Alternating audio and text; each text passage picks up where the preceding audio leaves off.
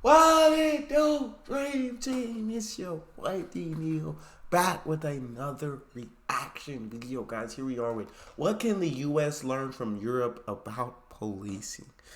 I'm always so intrigued to see these videos because of how differently officers in in the different countries handle these situations, and I think we could definitely learn a lot. But before we jump into this, I need you guys to smack that subscribe button, ring that notification bell, get a video a thumbs up so it gets suggested. Social media, Patreon, all up top. You don't subscribe to any of it? Put all the links in the description. All you gotta do is hit the link, follow me, talk to me. I'm human. I talk back. If you guys got a favorite video suggestion, you can subscribe to Patreon or in the description section there's a Google form link. What we got? U.S. police officers have killed black people with impunity, violently attacked journalists, and intimidated peaceful protesters. But what do alternative models to the violent and racist approach of U.S. law enforcement look like? Calls to defund or abolish the police have echoed across the U.S. after George Floyd died when a white police officer put his knee on his neck. But mainstream politicians and pundits have rejected calls to defund or abolish the police. No, I don't support defunding the police. Nobody is going to defund the police. Am I for entirely abolishing the police department? No, I'm not. This kind of reticence to talk about abolition and this reticence to talk about defunding the police, that is deeply linked to white supremacy and whiteness as well. Hands up! Don't shoot! Clearly, many Americans want to. Sorry, guys.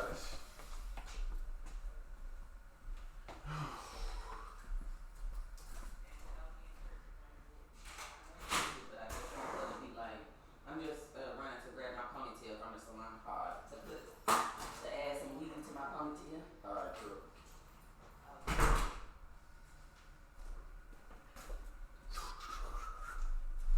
My bad. To see radical changes in how their country is policed.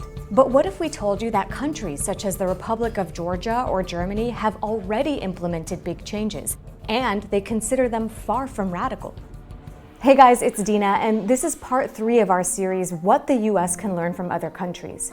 As the movement to defund the police gains unprecedented support, we're looking at what other countries can teach the US about policing. I appreciate this video.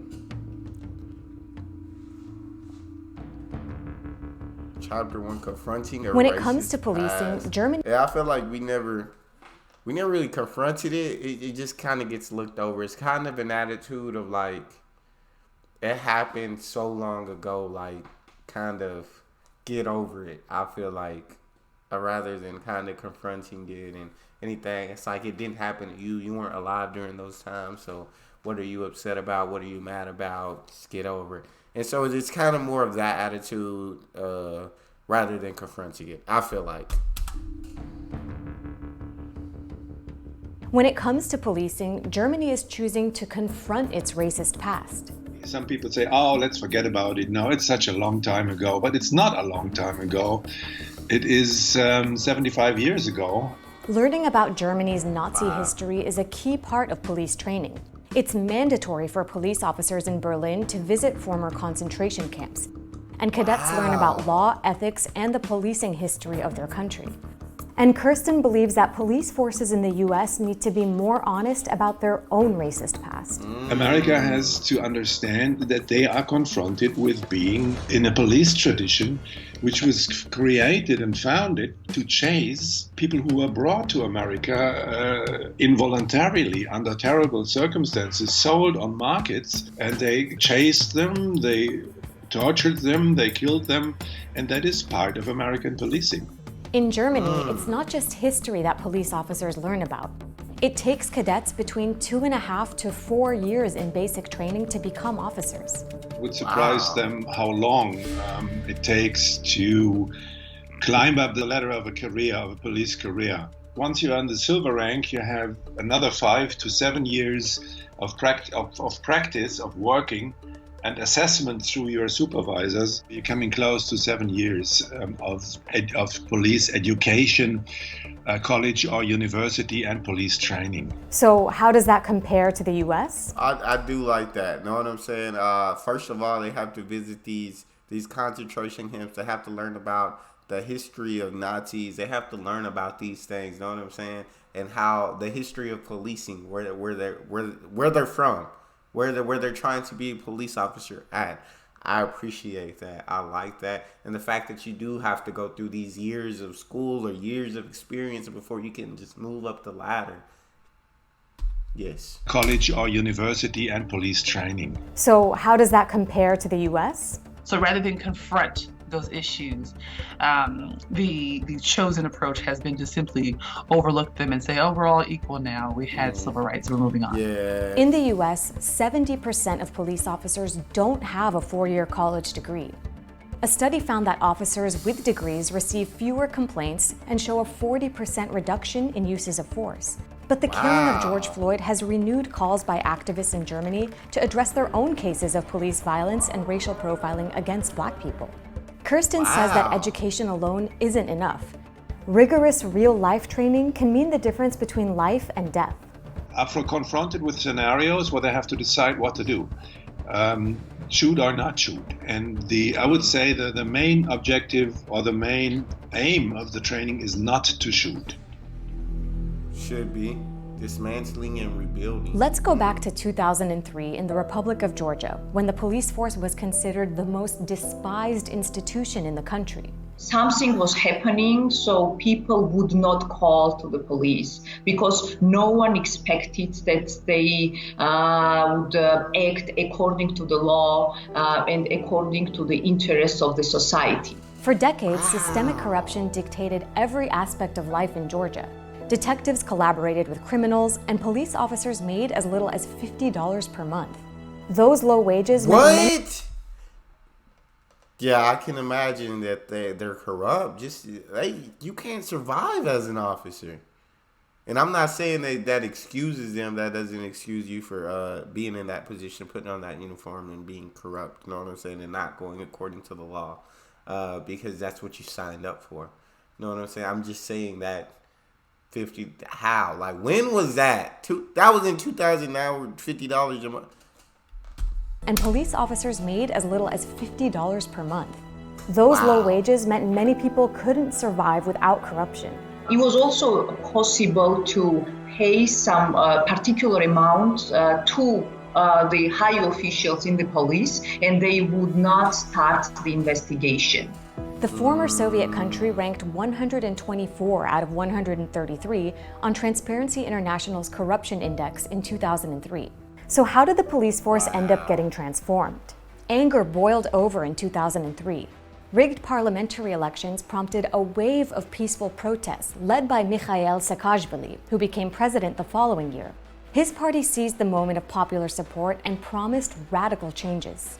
There was a huge support from the public because everyone was so much fed up with the corruption that we had in Georgia. Saakashvili's party started with the most visible part, the traffic police, which was notorious for asking for bribes and pocketing receipts. They abolished the entire police force and fired 30,000 people. Suddenly, the trust towards the street police increased dramatically. They rebuilt the force with zero tolerance for bribes, increased salaries, changed Soviet-style uniforms, and moved officers into glass buildings that were literally transparent. By 2015, Georgia ranked 48 out of 168 countries in the Corruption Index. But rooting out decades of corruption did prove to be challenging, and things didn't keep this pace forever. Gigauri, the head of Transparency International Georgia, was one of the new recruits for the Border Patrol Police. But she quit in 2008 as the pace of reform slowed down and Saakashvili's government became as despised as the ones that came before. And if you don't have the checks and balances system in the country, at some point you will have some problems in the law enforcement agencies. And the same happened in Georgia. But for many Georgians, there's no denying that the immediate and decisive changes during the reform period did change daily life. And they've been cited as a model of what radical change could look like. Yeah, that dude came in and definitely firing 30,000, like, definitely was there to make a difference. And it sounds like the people definitely agreed with it until I think, like I said, 5 or 6 years later, they felt like it started slowing down, know what I'm saying? And it started changing a bit. But you could see the huge difference that he made just in doing that. Raise the salary, change the uniforms, and had a zero tolerance policy for bribes. I really respect that. Of what radical change could look like. This is how police in London responded after a man stabbed 3 people at a train station. Wow. The UK is one of 19 countries where police officers are usually unarmed. More than 90% of London's police officers work without a gun. Most rely on tools such as mace and batons and are only allowed to use force under certain circumstances. And some forces in the US have taken notice. A Florida sheriff has adopted de-escalation training from Scottish police and found it led to a drop in arrests in Volusia County. And one main difference between the UK and the US is its police watchdog. When a British police officer shoots or kills someone, the case gets reviewed by a watchdog, now called the Independent Office for Police Conduct. But despite the unarmed status of British police, some say institutional racism remains a problem. Black people in the UK are almost 10 times more likely to be stopped and searched than white people. While calls for disarming America's police... So that's definitely probably similar to the same statistics over here. Wow. More likely to be stopped and searched than white people. While calls for disarming America's police remain highly controversial, some want police budgets to be cut so that the money can be invested in community support programs. We have to reduce the amount of police contact that is happening specifically in vulnerable communities. Black Americans were killed 3 times more by the police than white Americans from 2013 to 2019. And the police faced no action for 99% of the killings during those years. We say abolish the police. What we mean specifically is, how do we find ways to stop including police, including them by calling them in, by escalating situations that can be handled by communities, that can be handled by experts. You might remember this video of these unarmed Swedish cops de-escalating a fight while on vacation in New York City.